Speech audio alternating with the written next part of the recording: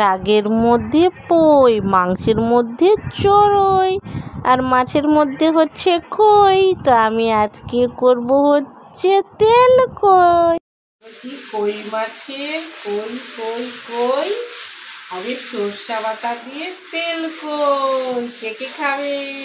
অবশ্যই আসতে হবে কিন্তু তেল কই। তো চলো দেখি তেল কইটা আমি কি করে করছি। কই মাছটাকে হলুদ লবণ মাখিয়ে নিয়েছি। চলো এবার মাছটাকে ভেজে নিই। তো মাছগুলো অলরেডি ভাজা হয়ে গেছে কড়া করে। এবার মাছগুলোকে আমি তুলে নেব। আর হচ্ছে সর্ষে, সাদা সর্ষে, তা আমি এগুলোকে বেটে নেব। তো দেখো দিচ্ছি হচ্ছে শুকনো লঙ্কা আর কালো জিরে ফোড়ন, তারপরে সর্ষে বাটা,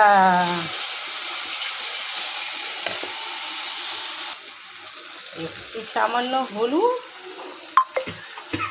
আর একটু লবণ। এবার দিব হচ্ছে জিরে গুঁড়ো, ধনে গুঁড়ো, লঙ্কা গুঁড়ো, সামান্য একটু জল, ভালো করে কষিয়ে নেব। এইবার দেখো মশলায় তেল ছেড়ে এসেছে। এবার দেব হচ্ছে জল, সামান্য একটু জল, বেশি জল দেব না। চাপা একটু ফুটুক, তারপরে আসি ফিরে। এবার ঢাকা তুলে নিলাম সুমন্ত। এবার দেব মাছ।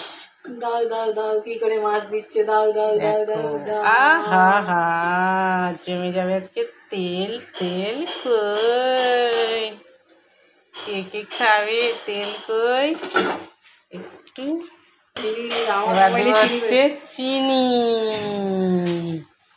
আর দিব হচ্ছে কাঁচা লঙ্কা, দেব হচ্ছে সর্ষের তেল। তেল মাছের তেল কই, এটাই ভুলে যাচ্ছি, সর্ষের তেল। স্ট্যান্ডিং টাইম দিয়ে রেডি আমাদের তেল তেল তেল কই। চাপা দেখো বন্ধুরা, তেল ছেড়ে দিয়ে রেডি আমার তেল কই। এবার গ্যাসটাকে বন্ধ করে দিই ঢাকাটা দিয়ে। চলো এবার খেয়ে দেখি কেমন হয়েছে আমার তেল কই। অপূর্ব, খেতে কি দারুণ। অবশ্যই লাইক কমেন্ট ফলো করে দেবে।